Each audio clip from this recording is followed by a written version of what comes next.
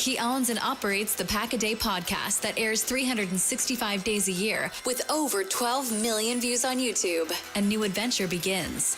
It's time for the Pack a Day radio show with Andy Herman on 1250 AM and 105.7 FM The Fan, powered by the Potawatomi Sportsbook and on the free Odyssey app. I think just running to the ball, like how I said before, like even when the ball all the way away from us, we just run into the ball and it's gonna come to you. I feel like, and that's pretty much what I did, just being, whether that's being in the post, waiting for the ball to come, just running to the ball. And I feel like it's just gonna come that way.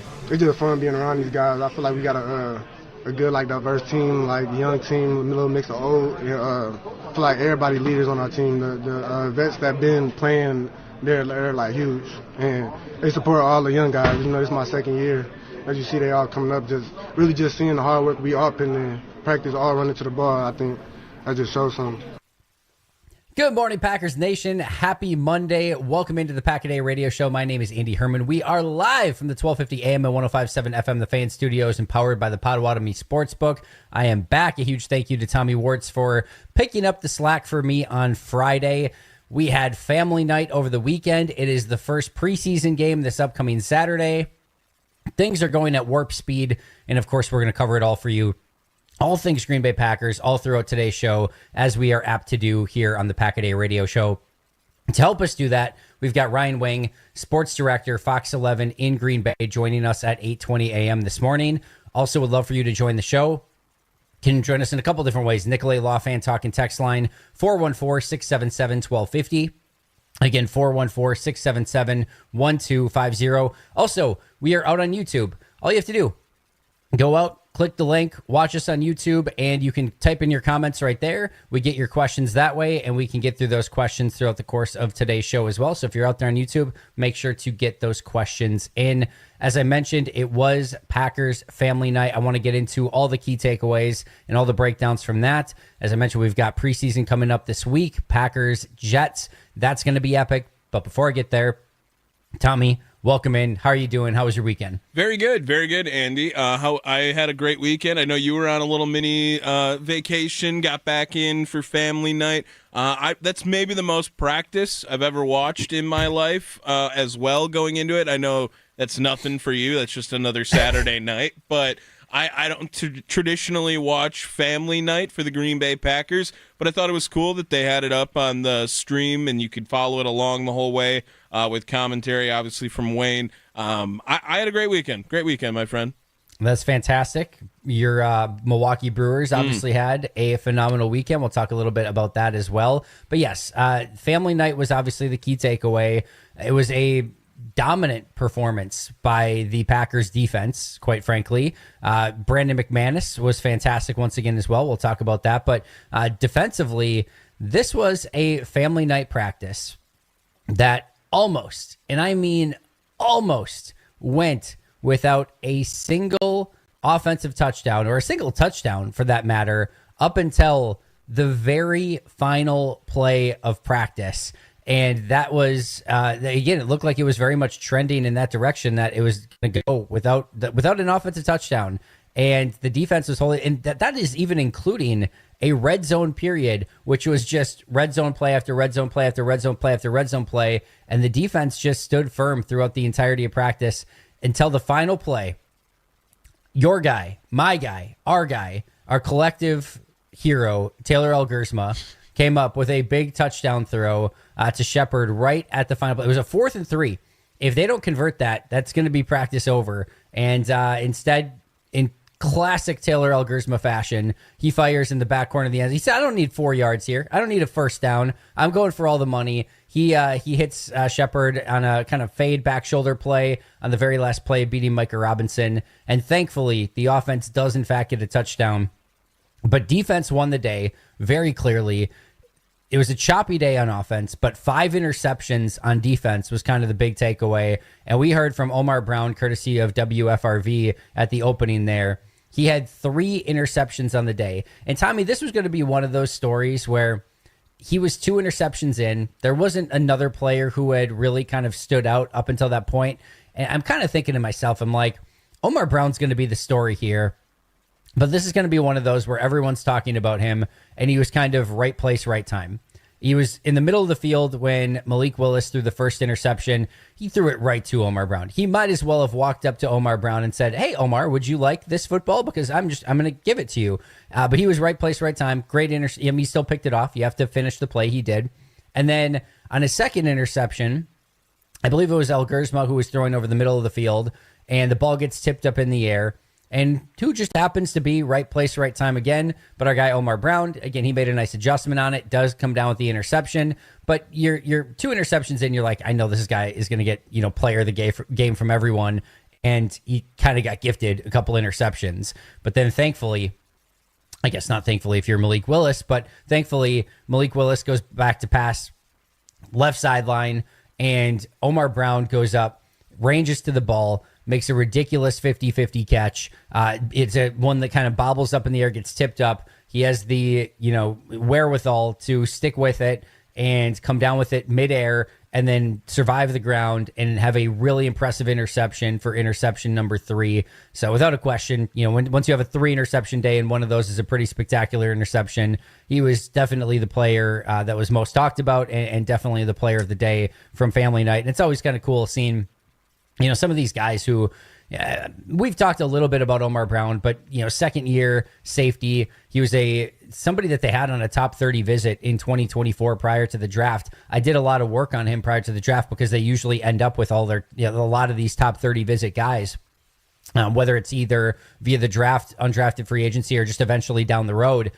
The Packers clearly wanted him in undrafted free agency, but the Broncos made a huge offer to him with a big signing bonus to get him as a priority free agent after the draft. Signs with Denver. Denver releases him. Instead of signing with Denver's practice squad, he goes to Green Bay, signs with their practice squad. Actually got called up at least one game, if not 2, this past year in 2024. Actually got a couple snaps on the field on defense as well, I think against Chicago, if I remember correctly.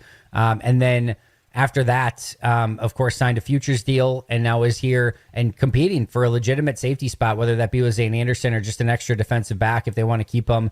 But a 3 interception day, his 5th interception of training camp, by the way, that will definitely get you on the radar. So a really nice practice for him. And then the other 2 interceptions, Kalen King had another pick off of Malik Willis, and then Carrington Valentine had a pick off of Jordan Love in the 2-minute. So Carrington Valentine, Omar Brown going back and forth for interception leader. Carrington Valentine now has 4 interceptions through training camp and family night. Again, Omar Brown has 5. So we'll see if Carrington Valentine can get caught back up tomorrow. But a tough day for the offense. 3 of those interceptions were on Malik Willis. 1 of them was on Jordan Love. 1 of them was on Taylor El Gersma. And again, just not able to punch the ball in other than that El Gersma play at the very end of practice. It was disjointed. You had a couple false start penalties by the offense. You had 2 snaps that went completely awry. Granted, those were on the third teams with the Donovan Jennings, who had 2 bad snaps. But overall, defense won the day for sure. Really impressive in the red zone periods, even in some of the one-on-one red zone periods, which are usually dominated by the offense. The defense shut those down for a group of defensive backs who were much maligned coming into training camp as to whether or not they were going to be able to hang. Those guys have hung. They didn't even have Nate Hobbs for that particular practice. The good news overall, it seemed for the most part like Green Bay was able to get out of family night without any, sort of major injuries. Zach Tom did go down for a little bit. I don't want to ever really speculate, but I guess I'm going to do so anyway. It looked like he was cramping. And then he had his, after, got kind of getting stretched out, he had his helmet ready to go back in, was along the sidelines. He didn't go back in. It was towards the end of practice, though. Anthony Belton kind of finished up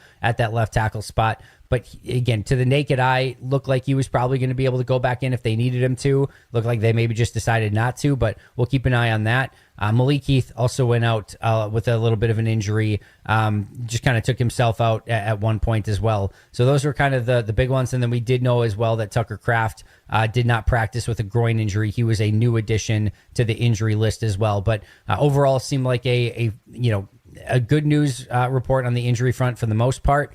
A good sturdy practice from the defense. Offense, a little bit of work to do. Like I said, a little bit disjointed on their end, but it was just great to get out there, Lambeau Field, see these guys practice. And Tommy, that's the last thing I'll say about, kind of just the fact that they can go out there and get, 59,175 people for a practice. I go through that, the gate to get into the press box and everything like that. You walk through the concourse area, and still every single time, whether it's a family night or whether it's a NFC championship game or anything in between, just chills walking through there, seeing a bunch of families get to go there, see their, Lambeau for the first time for a lot of people, or at least maybe not get to go as a family in that sort of atmosphere. And then, seeing family members. I saw somebody that had a Micah Robinson jersey on. It was like a made-up jersey. I'm going to go ahead and assume it was probably friends or family of Micah Robinson. I don't know how many people are out there creating their own sort of shirtsies for Micah Robinson's 7th-round pick at this point. And you could just tell, she was in like seventh heaven, checking out Lambeau, probably insanely proud that, whoever, whether it was friend, family, whatever, that Micah Robinson playing in that game, just kind of seeing all the friends and family members of players who, some players are going to go on to have great careers. Others might not make it to another practice squad or another a roster at any point. And just getting that opportunity to play at Lambeau Field is really special as well. So cool day all around and just a really fun family night. Yeah, you're burying the lead, too. Like, the Brandon McManus, did he miss or did he not miss, too, Andy, right? Let's get into the crux of the conversation. This is, of course, what everyone wants to know at this point, as you're listening to us, of course, live here, right here on The Fan, 1250 AM, 105.7, of course, powered by the Potawatomi Sportsbook as well. Brandon McManus, per everyone on the Packers beat, that includes Matt Schneidman, that includes Pete Doherty, that includes Bill Huber, and anyone else that you want to go and read. If you go and read any practice update from Family Night, Brandon McManus was 8 of 8 on the night. I'll be honest, every kick that I saw from McManus, I saw go in, but I wasn't, tracking it separately. The funny thing is for me, I have I'm watching everything that's happening on the field, Tommy, right? The one thing that I know that everyone else is watching and that I don't have to spend a ton of time on is the field goal stuff, because after every set of field goals, it's everyone's tweeting out McManus was 4 for 4 from 47 right, 37 left. It's all out there immediately. So I'm this is the one opportunity I get to actually take a breath, and then I'll just retweet whoever gets it out first of what he did. So I didn't spend a ton of time watching specifically what McManus was doing. And so I go on the live post-game show or post-practice show, and I tell everyone that Brandon McManus was 8 of 8 for the night, because that's what everyone had tweeted out. And I immediately get comment after comment. McManus missed. We all saw it on the live stream. He missed early. He missed. There was different accounts, which was really funny. One was it was right before the 2 minutes. What was I'm what is happening here? So I go back and I rewatch the entire Family Night stream to go and see all right, where were all of McManus's kicks? So I go and watch all of McManus's kicks, and he makes all of them. I'm what? So what am I missing here? I'm losing my mind. So finally I posted on social media and I say, all right, apparently everyone thinks he was, all the beat reporters think he was 8 of 8. You guys said there was a missed field goal. Where was there a missed field goal? And even when I said it after, on the next show, I'm my guess is this was probably a kick that was before practice started and just warm-ups or something like that. And I'm that would make sense that it wasn't maybe counted overall. And everyone's no, it was 11 on 11. He clearly missed a kick. So I'm totally confused. Thank you to Alex Becerra, who posted the video. The video I was watching for Family Night, it started once the players came out of the tunnel and with their family members, and then that was officially, quote unquote, the start of practice. And from that point forward, he was 8 of 8 on his kicks. Prior to that, they go through walkthroughs, and they kind of are going at a snail's pace, doing some individual warm-ups as well. But in a walkthrough period, they go through offense and defense, and they're literally just, again, barely jogging through the practice at that point. There was a 11 on 11 walkthrough kicking period in which Brandon McManus does shank an extra point. It was a really short kick, and he did in fact miss one. They made mention of it on the Family Night. My feed did not even pick up until after that, because the practice had not technically started as of yet. And that's where the Brandon McManus missed field goal was. So not on the official tracking. If you go to any of the practice reports, beat guys, and how they're tracking it, he still only has one missed kick. But yes, in fact, he did miss a warm-up field goal in walkthroughs. So everyone can choose their own adventure if they would like to hold that against him or not. Of course, it matters none whatsoever. He's been phenomenal. He's been one of the, probably not even one of, probably the best player in camp so far. He's been near perfect. And for whatever reason in that walkthrough kick, ate him up, Tommy, got the best of him. All the pressure of a walkthrough family night kick. It's a tough scene to handle. Got to see one miss first before you can make them all go through, right? That's what they always say in kicking. Andy, quarterback play, you talked about how great the defense looked. Quarterback play, no touchdowns until the very end of Packers family night and 5 interceptions on the day. Any room for concern at all? No.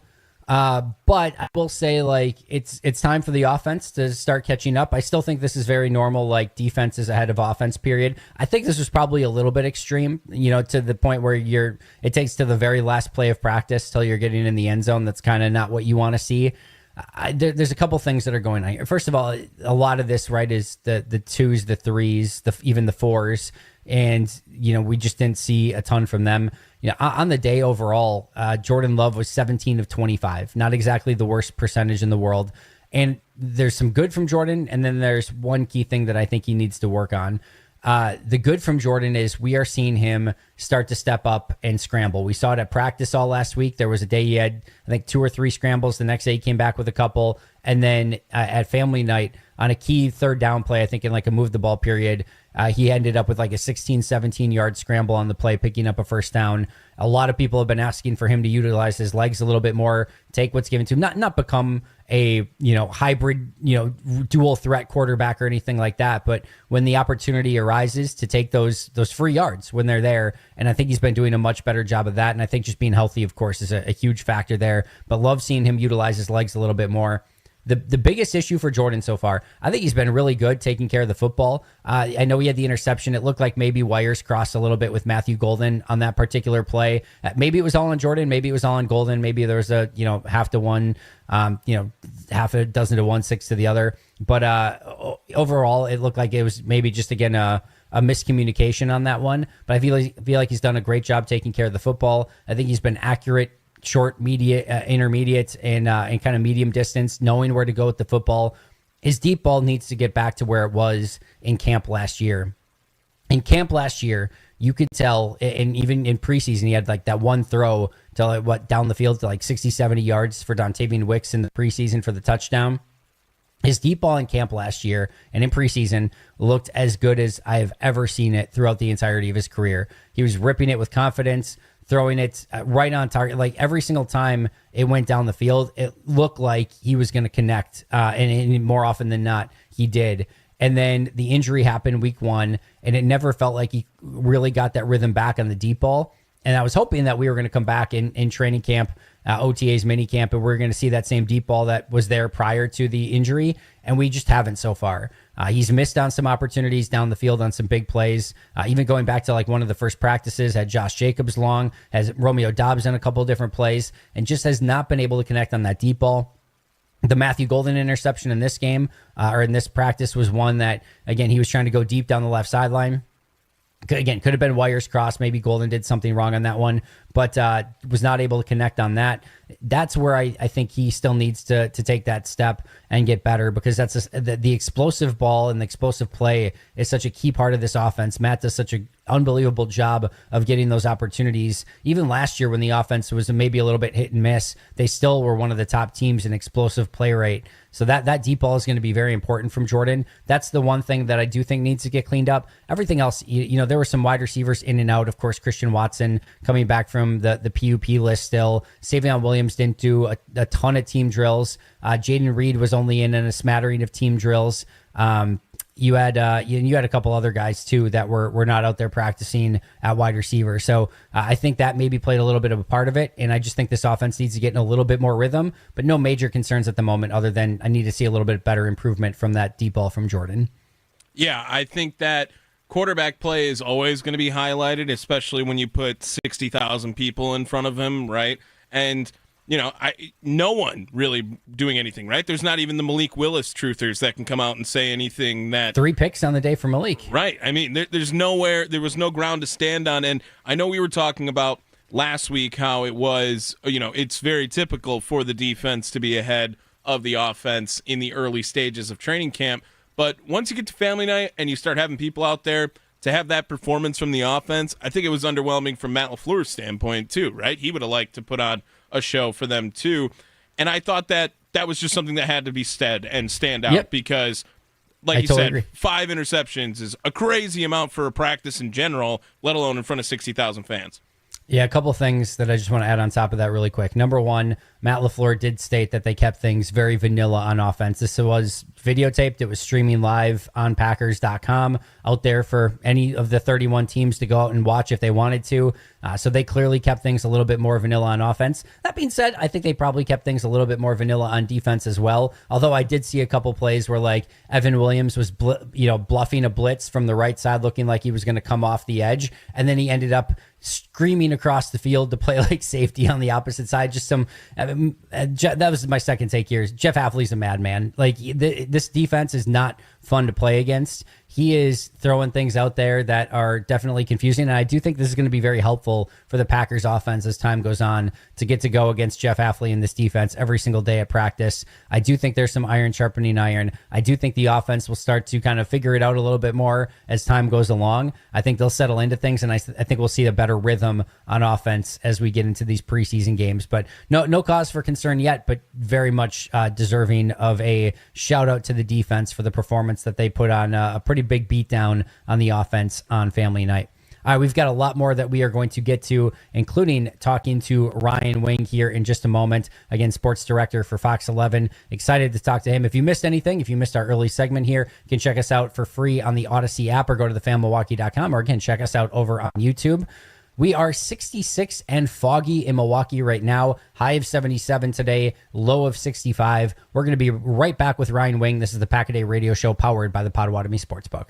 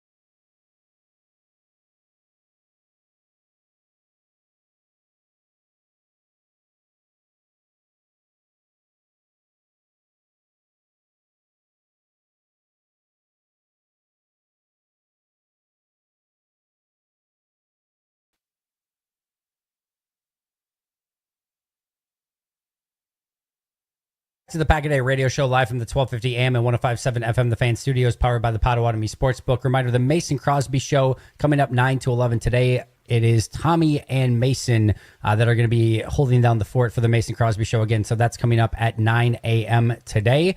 We had a question before we get to Ryan Wing here in just a moment. We had a question in the chat, or at least a comment in the chat over on YouTube. Q says, it feels like the roster may be misconstructed. Heavy investment in quarterback and offensive line with very little investment in skilled players beyond Jacobs. Draft picks are not investments. They are lottery tickets. I am very concerned about the offense and think Matt and Gooch should be very concerned about their jobs.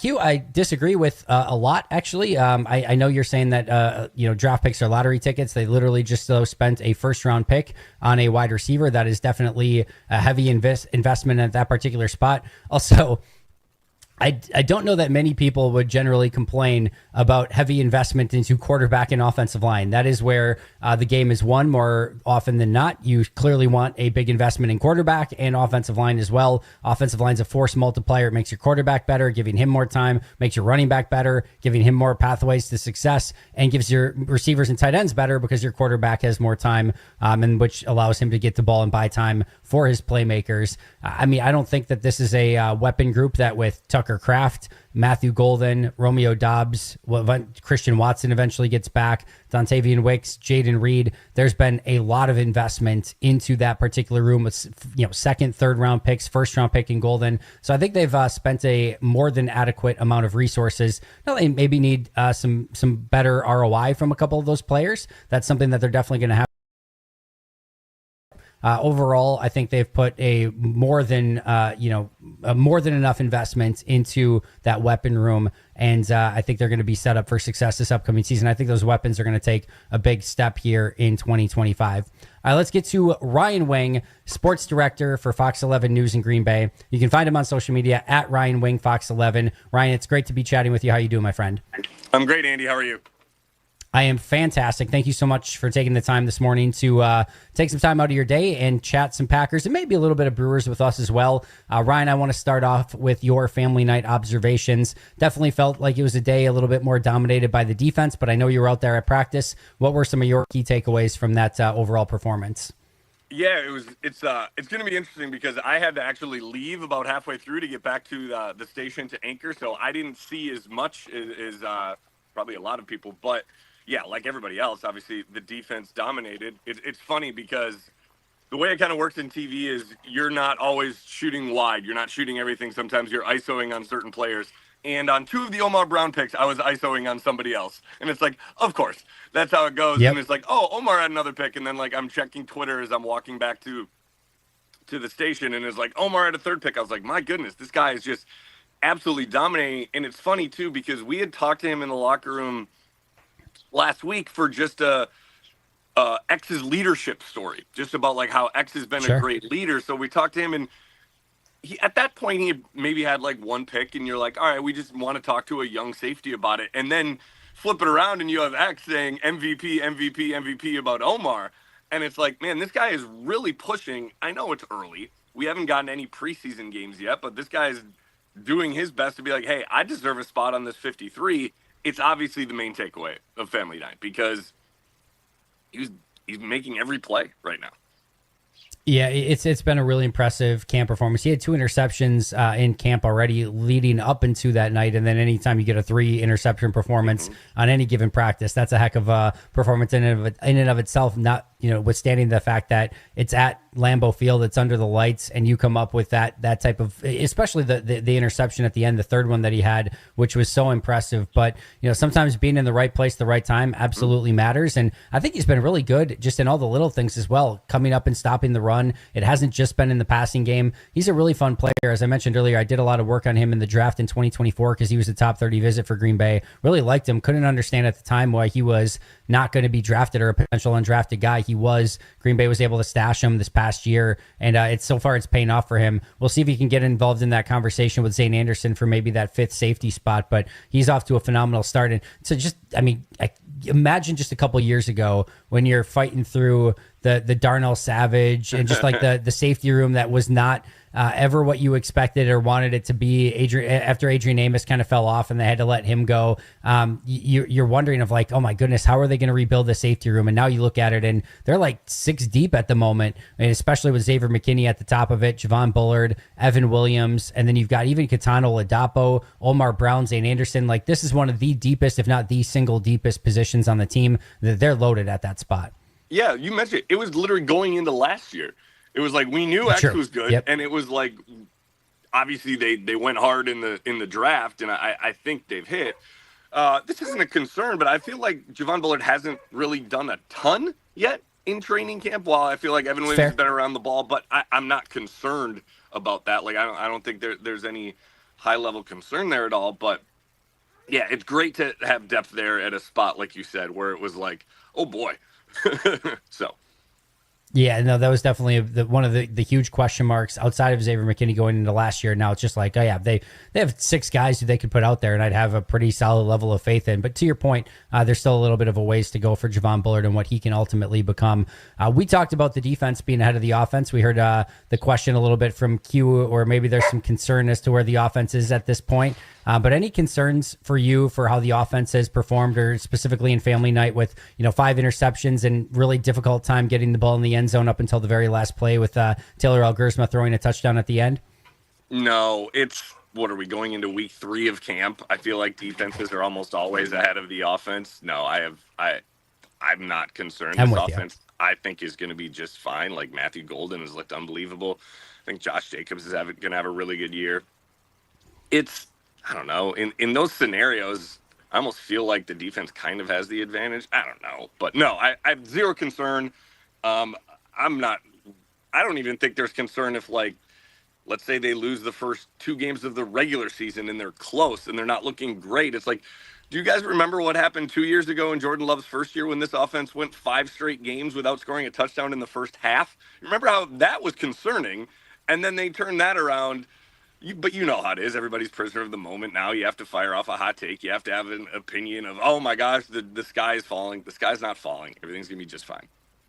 Yeah, I'm right there with you. And to me, this is, again, the time of year where defense is ahead of offense. We're not going to be talking about in week 8 and being like, remember when Omar Brown was picking off Malik Willis in family night? We should have known then that this offense was not going to be trending. Like, I think it's going to ultimately be okay. And I'm still very excited where this offense is at. We're being joined by Ryan Wing, sports director for Fox 11 News in Green Bay. Find him on social media at Ryan Wing, Fox 11.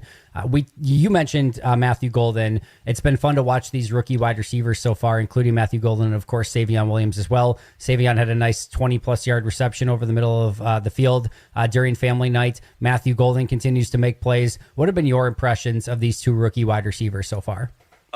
Savion's been a little bit tougher because he has been in and out. He had that concussion protocol, and then I think it seems like it might have happened again because he had to leave early at family night. I think he's still battling a little bit of the shoulder issue that he had with the red jersey and mini camp and things like that. So I think, there's a couple things going on with Savion for sure.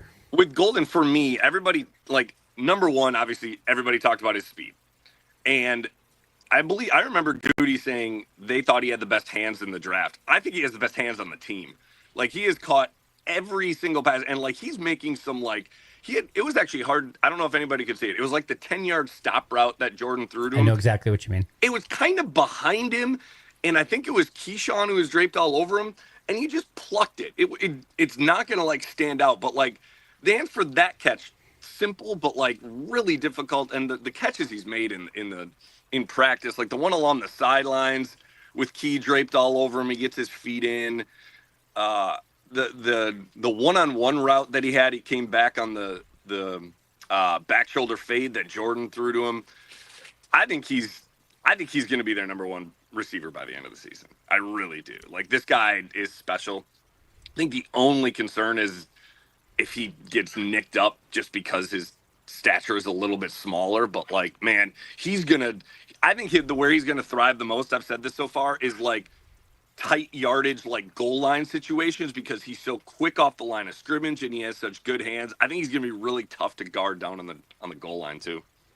Sudden, I think, is a great way to describe it. And, you know, he has that ability to win with suddenness, and like even just his like cuts on the top of his route stem as well. And even when we saw that the couple plays, or the play in practice where he caught like a 4-yard out and then juked out the corner, then juked out Tyron Hopper in the middle of the field. And it's just those really quick, sudden cuts that make him so hard to just contain. And the thing is too, in some of those plays where if you don't honor his speed, he's just going to blow by you. So he's one of those rare players that once he gets up to speed, now he can cut it back against you, and you're having to like almost overcompensate to keep up with his 4.240 speed. And now he's cutting against you, and you're like, and the fact that once he stops, he can accelerate again with that suddenness so quickly. It really does stand out. And to your point as well, the hands have been really phenomenal.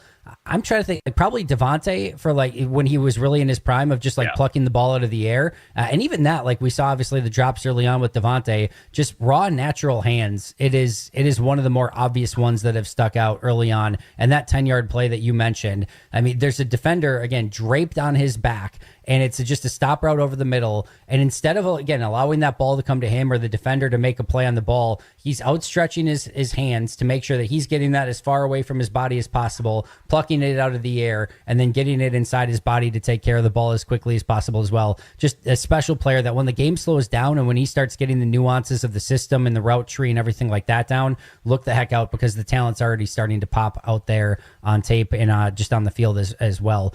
You've obviously been at a lot of the training camp practices. Again, we're being joined by Ryan Wing, sports director for Fox 11 News in Green Bay. Outside of the wide receivers that we talked about, Omar Brown, either, you know, what else has stood out to you? It could be a theme, a play, or a scheme, whatever you want to talk about. I'll let you go in kind of any direction that you want.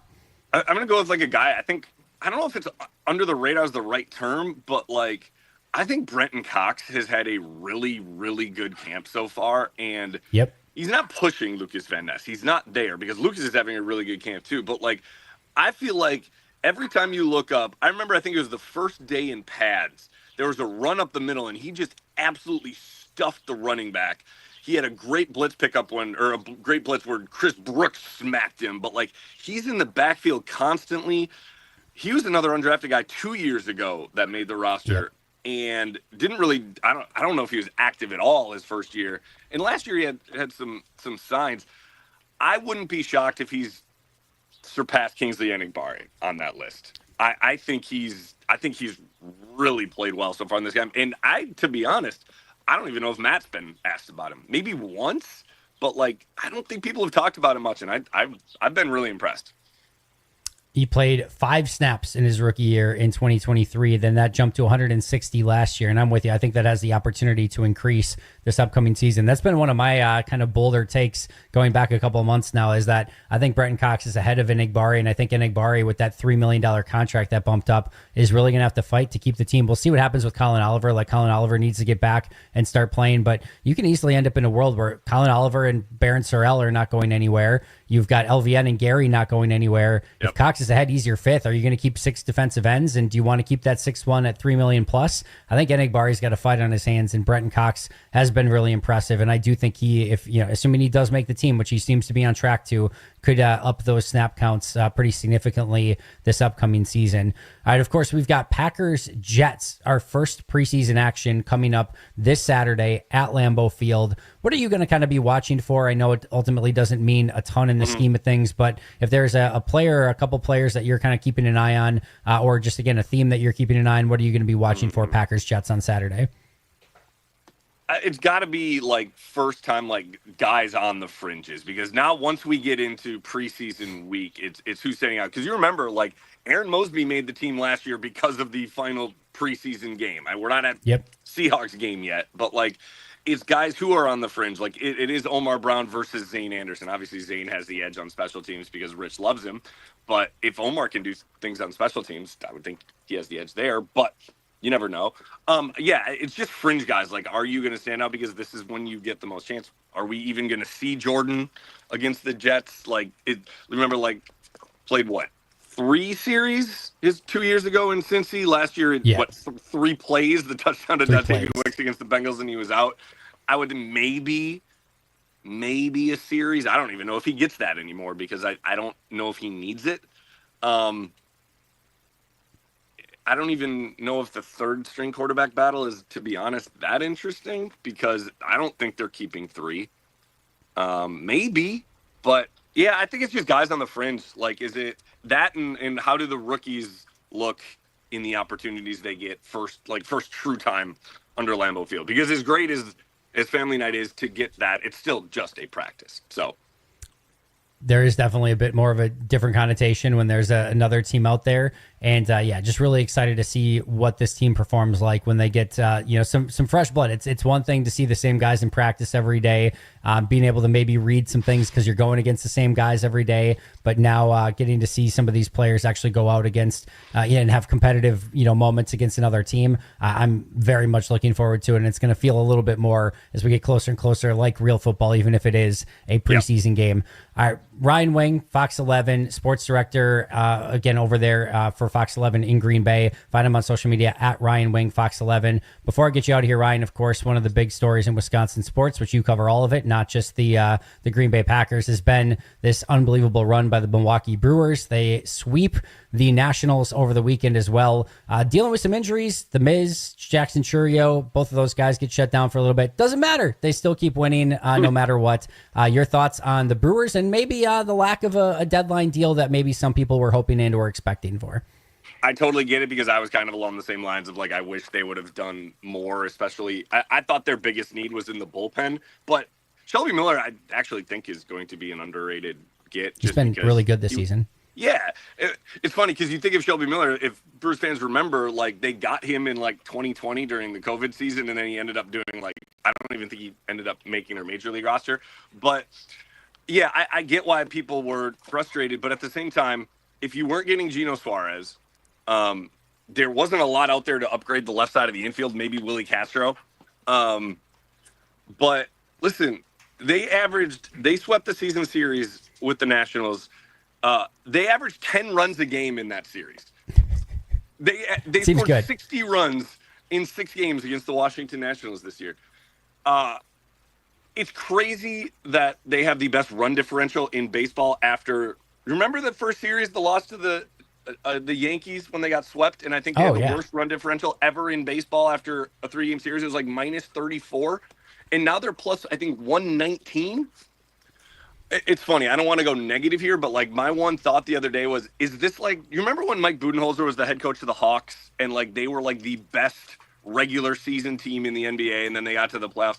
It kind of feels like that's where the Brewers have been lately, and I'm like, man, I really hope this team isn't that. And I do feel differently about this team because their pitching depth is outstanding. And one hot take of mine is that Jacob Mizorowski should not start a postseason series, because I think it should be Quinn Priester, I think it should be Freddie Peralta, and I think it should be Brandon Woodruff, at least for if they have to play in the wild card or in the DS. I'm not saying like you don't use Miz. I don't know if he's a starter, because Priester has been unbelievable. Priester and Woodruff, and heck, Logan Henderson's been pretty good too. Quintana, I think, like, you got options. Yeah, I think they're as set up as well as they have. This is the best pitching staff they have probably ever had in this run. Like, I know they made it to the NLCS in 18, but like that was like Yuli Chassin and Wade Miley and Gio Gonzalez, and it was like not exactly a murderer's row of pitchers. Their hitting was better then, but man, I can't even say that because their hitting's been pretty good this year. Yeah, unbelievable right now. Yeah. But It's such a fun team to watch. I'm so excited to see how they perform. Just get healthy going into the postseason. Yeah. I was talking about it the other day. We can't have a Devin Williams wall incident. We can't have one of these big injuries right before the start of the postseason. Stay hot and don't hit one of those cold streaks right at the wrong time. But they're a really, really fun team. They're playing baseball the right way. They're doing it in all 3 phases, and it's been a blast to watch this team. Ryan, I cannot thank you enough for your time. I know you've got a lot going on. Tell us where we can find you on social media and where we can find all of your incredible work. Yeah, Ryan Wing, Fox 11. Obviously, Fox 11. Little quick plug, we have a new set coming tonight. So we have a brand new set that's going to look pretty cool. That's going to debut tonight at 5 o'clock. So if people want to tune in, that's going to look pretty cool. For the last 2 months, we've been doing stuff out of our newsroom. So this should look pretty sweet. So. Awesome. Well, a huge thank you to you for joining us here on the Fan Guest Hotline, powered by Gruber Law. One call, that's all. Ryan, we'll talk to you again very soon. You enjoy the rest of camp, and I'm sure we'll talk to you either right before or during the season again at some point. Appreciate it. Thanks, Andy. I appreciate it. That's Ryan Wood. Again, follow him on social media at Ryan Wing, not Ryan Wood. Ryan Wing at Fox 11. My apologies for that, Ryan. All good. All right. It's again Ryan Wing, Fox 11 on social media. Of course, this is the Pack a Day Radio Show. We'll be right back with more right after.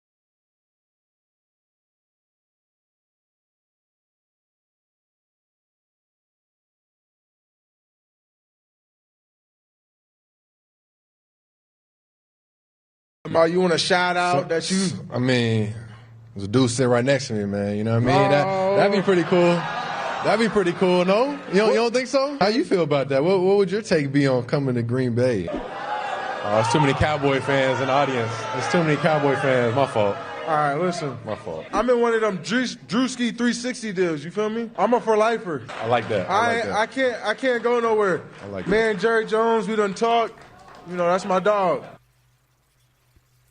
Welcome back to the Pack a Day Radio Show. We are live here, powered, of course, by the Potawatomi Sportsbook, 105.7 FM, 1250 AM. A huge thank you to Ryan Wing for joining us on the Fan Guest Hotline, powered by Gruber Log, and one call, that's all. That was Jordan Love and Micah Parsons, courtesy of Micah Parsons podcast, as well as Cheesehead TV is where we found that particular video. The conversation about Micah Parsons out there is all over the place. And I want to talk about whether or not Green Bay should go out and try to acquire Micah Parsons in just a moment. But before we get there, I just want to remind you that the Pack-A-Day Radio Show is now a podcast as well. You can find us on Apple Podcasts, Spotify, or wherever you get your favorite pods. Catch the full episode, listen by individual hour, or jump straight to the highlights. Just open up your favorite podcast app, search Pack-A-Day Radio Show, hit the follow button so you get every minute of the show your way and on your time. And in order to talk about Micah Parsons, we, of course, have to do it with our Potawatomi Sportsbook final thought of the day. So Tommy, hit that music.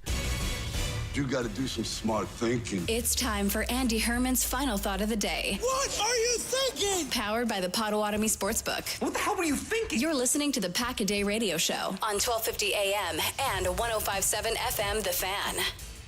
Tommy, remember how you said you love being put on the spot? Oh, yeah. All right. Build me your perfect Micah Parsons Packers trade. Perfect, as in like realistic. Okay. Realistic. Yep. I was about to send Taylor Algersma to Dallas so fast. That's straight too there. much. Too much. I mean, it starts with 2 first-round picks, and it probably starts with 3 first-round picks. I think you got to give up one of your young edge rushers as well. Van Ness is the first name that comes to mind with that. And I think the Packers should do it, to be honest. I mean, I'd be all in on it. I know I sound like just another fanatical person saying, hey, go out, get it done however you can, but that's way more enticing than any other offer we have seen for anyone else, whether how true or not true they were, whether it was Hendrickson who was unhappy still, TJ Watt was unhappy, Micah Parsons. I mean, this guy is going to be in the league another 8 years, probably more productive for another 5 or 6 at an elite level, already been an all-pro. I think you start with 2 or 3 first-round picks. Probably have to throw in a couple late-day swaps. That's my deal for the Packers, Micah Parsons. All right, so the one that I was kind of looking at was like 2 first-round picks. I'm going to say Rasheed Walker. I know they've got some injuries already at offensive tackle. So Rasheed Walker starting offensive tackle for him to kind of build out that depth on their offensive line. They can pick their backup defensive end. So Barron Sorrell, 4th-round pick, Colin Oliver, 5th-round pick, Kingsley Enagbare, Brenton Cox. They can pick a defensive end to kind of go along with that. I think you can probably add like a 4th-round pick on top of that. I think that's like a good starting point. You're saying 2 firsts, your rotational defensive end, a 4th-round pick, and a starting offensive tackle. Like that's a pretty good return for Micah Parsons, something in that realm. So the question then becomes, should you do it? Here's the very first thing I'll say. When a player like Micah Parsons, we don't know yet if he's actually available. And my overarching take here is he's just going to end up a Dallas Cowboy. I don't think he's going to actually end up going anywhere. But if he does, if he is in fact available, 31 organizations should be having a meeting as to what you would be willing to give up and should be having a conversation with the Dallas Cowboys on what they are asking for.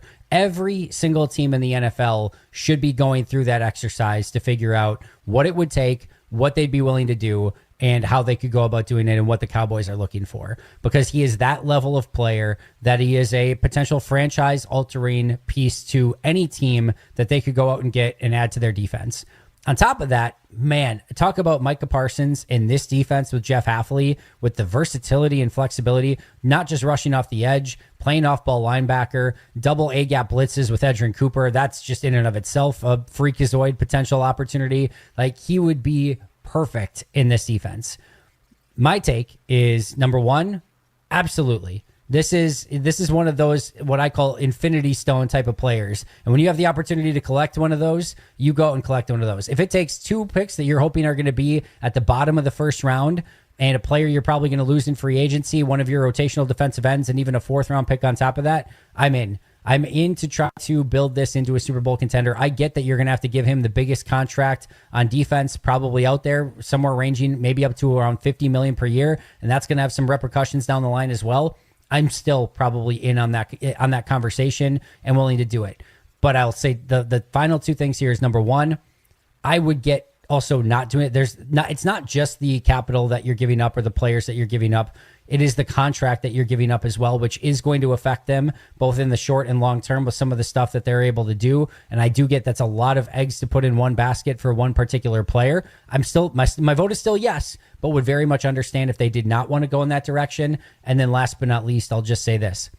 If you think that your Green Bay Packers are going to be the highest bidder out of 31 teams that are probably very actively trying to acquire Micah Parsons, you think they're going to give up the most of any of the 31 teams that want to trade for that guy, I'm afraid I've got some bad news. That is not the Green Bay operating procedure. I would love to be wrong. And Tommy, if we do a segment where the Packers have traded for Micah Parsons, you're going to hear a little extra pep in my step and an excitement in my voice. We are going to be, popping champagne corks here live on the radio. I don't know if that's allowed or not, but we're going to do it, and it's going to be fun. It's going to be super exciting to talk about Micah Parsons, the Green Bay Packer. I do not see it happening. I would not get your hopes up, and I think that's probably, like I said, I think he's going to end up a Dallas Cowboy, and even if he's not, the odds that Green Bay would be the team that outbid everybody else for his services, I will just say I'll believe it when I see it. I think there's 0.01% chance, Tommy.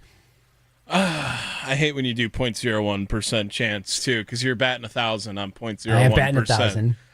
Yeah, I mean, probably, but one can dream, Andy, and it seems like it is more possible than in years past. I know Jerry Jones has had a contract dispute with CeeDee Lamb last season, Dak Prescott 2 seasons ago, and now his star defensive player, Micah Parsons.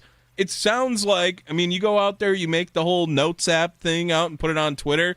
It sounds like it has a little bit more legs than those did just a couple of seasons ago. I'm with you there.